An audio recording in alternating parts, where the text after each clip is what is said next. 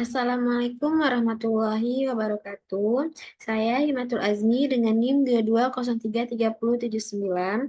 Di sini saya akan menjelaskan tentang kamera thermal inframerah.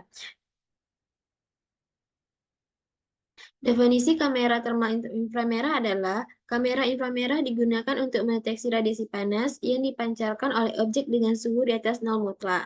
Kamera ini menangkap energi panas dan mengubahnya menjadi citra visual yang menunjukkan distribusi suhu. Hasil yang ditampilkan dalam gambar berwarna yang mempresentasikan perbedaan suhu.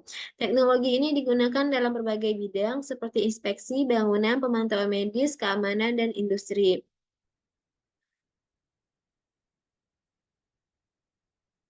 Nah, untuk sejarahnya sendiri, kamera inframerah ini memiliki sejarah sejak William Herschel menemukan radiasi inframerah pada tahun 1800. Teknologi ini berkembang pada abad ke-20 dengan kemajuan sensor optik yang awalnya banyak yang digunakan dalam bidang militer untuk pengintaian dan pemantauan dalam gelap. Nah, pada tahun 1960-an, kamera inframerah mulai digunakan di bidang medis untuk mendeteksi perubahan suhu tubuh. Saat ini, kamera inframerah digunakan secara luas di berbagai sektor, seperti keamanan, industri, dan lingkungan. Berkat perkembangan teknologi sensor dan pemrosesan gambar yang membuatnya lebih kompak, akurat, dan terjangkau.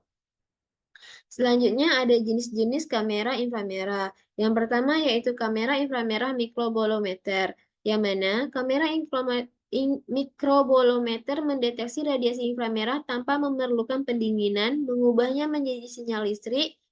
Kamera ini digunakan untuk pemantauan suhu, inspeksi bangunan, dan pemeriksaan medis dengan keunggulan beroperasi pada suhu ruangan dan biaya yang lebih terjangkau. Nah, selanjutnya itu jenis keduanya adalah inframerah terpendingin, yang mana kamera terpendingin menggunakan detektor seperti ILSB atau HGCDTE yang memerlukan suhu sangat rendah untuk kinerja optimal. Kamera ini mampu mendeteksi suhu sangat rendah dan menghasilkan citra resolusi tinggi, sehingga sering digunakan dalam aplikasi militer, pengawasan, penelitian ilmiah yang membutuhkan akurasi dan sensitivitas tinggi. Selanjutnya itu adalah kamera inframerah berbasis laser, yang mana kamera inframerah ini menggunakan teknologi laser untuk mengukur jarak dan menghasilkan citra thermal yang akurat. Teknologi ini bermanfaat untuk penginderaan jauh, pemantauan atmosfer, pemetaan 3G, serta aplikasi di industri, konstruksi, dan pertambangan. Selanjutnya, yang terakhir yaitu kamera inframerah portable. Nah, kamera inframerah portable ini dirancang untuk penggunaan yang mudah dan fleksibel di lapangan. Digunakan oleh teknisi untuk aplikasi seperti inspeksi, HVAC, pemantauan keamanan, dan pemeliharaan preventif. Meskipun ringkas, kamera ini memerlukan fitur yang canggih seperti perekaman video dan gambar berkualitas tinggi, dengan keunggulan utama pada kemudahan penggunaan dan mobilitas. Nah, pada kamera inframerah sendiri ini memiliki prinsip kerja, yaitu yang mana kamera inframerah mendeteksi radiasi panas yang dipancarkan oleh objek dengan suhu di atas nol mutlak. Teknologi ini mengubah radiasi menjadi gambar visual yang menunjukkan distribusi panas. Sensor inframerah sangat sensitif terhadap perubahan suhu. Memungkinkan penggunaan dalam berbagai bidang seperti mendeteksi cacat mesin, pengawasan keamanan, dan pemeriksaan medis. Kamera ini memerlukan cahaya eksternal karena dapat mendeteksi panas secara langsung, sehingga berguna dalam kondisi gelap dan untuk pengamatan perubahan suhu kecil, seperti pada penelitian medis dan inspeksi bangunan. Nah, dapat kita lihat bagian-bagian pada kamera inframerah, yang mana lensa inframerah yaitu eh, lensa ini berfungsi untuk menangkap radiasi panas yang dipancarkan oleh objek. Lensa inframerah biasanya terbuat dari bahan khusus seperti germanium atau safir yang mampu mentransmisikan radiasi inframerah dengan baik. Yang kedua, itu di sini ada sensor detektor inframerah, yang mana eh, pada bagian ini nih, detektor ini merupakan komponen yang paling penting, di mana radiasi panas yang diterima diubah menjadi sinyal listrik. Detektor ini biasanya terbuat dari bahan semikonduktor seperti mikrobolometer dan bahan peka inframerah lainnya yang bisa mendeteksi perbedaan suhu yang kecil. Selanjutnya itu ada elektronik pengolahan sinyal, yang mana setelah sinyal listrik dihasilkan oleh sensor, sinyal tersebut diproses oleh rangkaian elektronik untuk diubah menjadi gambar termal. Dalam artikel tersebut dijelaskan bahwa sinyal ini harus diperkuat dan diolah lebih lanjut agar bisa memberikan informasi yang akurat. Selanjutnya adalah unit tampilan atau display. Nah, untuk display sendiri, yang ini untuk display sendiri, itu bagian ini menampilkan citra termal yang dihasilkan oleh kamera dalam bentuk visual yang mudah dipahami oleh manusia. Citra termal biasanya tampil dalam berbagai gradiasi warna dengan warna yang berbeda menunjukkan perbedaan suhu di berbagai objek. Selanjutnya adalah perangkat penyimpanan dan komunikasi, yang mana beberapa kamera inframerah modern juga dilengkapi dengan perangkat dan penyimpanan internal dan atau modul komunikasi untuk menyimpan gambar atau mengirimkannya ke perangkat lain untuk dianalisis lebih lanjut. Nah, untuk ini ada beberapa ini ada gambar bagian-bagian kamera inframerah. Nah, selanjutnya itu dapat kita lihat dari di slide, kita lihat hasil dari kamera inframerah tersendiri, yang mana kita lihat di sini dapat kita lihat hasil dari kamera inframerah. Selanjutnya, fungsi dari kamera inframerah, yaitu kamera inframerah digunakan untuk mendeteksi area inflamasi pada tubuh manusia yang ditandai dengan peningkatan suhu yang terlihat oleh mata. Nah, pada penelitian oleh Maldon Limana, Giner Meslebu, dan Free Rondonu menunjukkan bahwa kamera inframerah termal itu mampu memantau inflasi pada kaki pasien pasca operasi dengan cepat dan tanpa merusak jaringan. Gambar termal yang dihasilkan diolah untuk memisah area meradang dari yang normal menuju penurunan ukuran inflamasi setelah proses penyembuhan, sehingga menandakan efektivitas teknologi ini dalam pemantauan perkembangan penyembuhan pasien.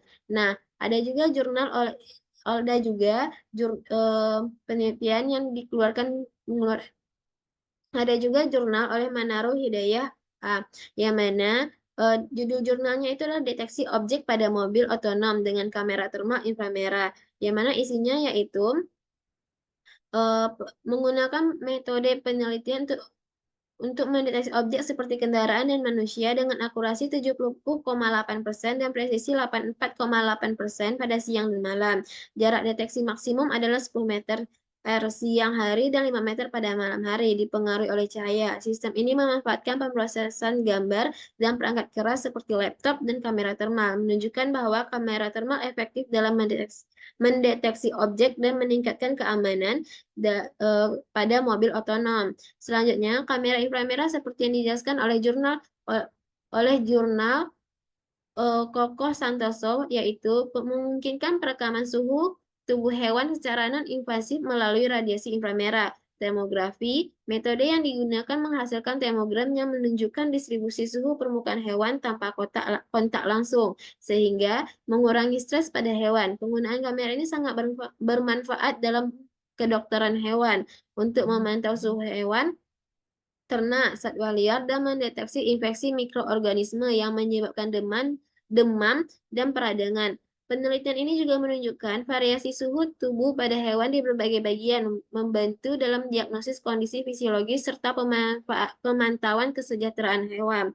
Selanjutnya, ada juga yaitu sistem fusi antara kamera inframerah termal dan sensor lidar untuk dideteksi objek dalam kondisi visibilitas rendah, seperti kabut dan malam hari. Penelitian ini menunjukkan bahwa kamera inframerah termal dapat mendeteksi objek berdasarkan radiasi panas, bahkan saat sensor visual tidak efektif. Kalibrasi antara kedua sensor dilakukan dengan algoritma yang memetakan data termal ke data 3G dan lidar, sehingga meningkatkan akurasi deteksi objek.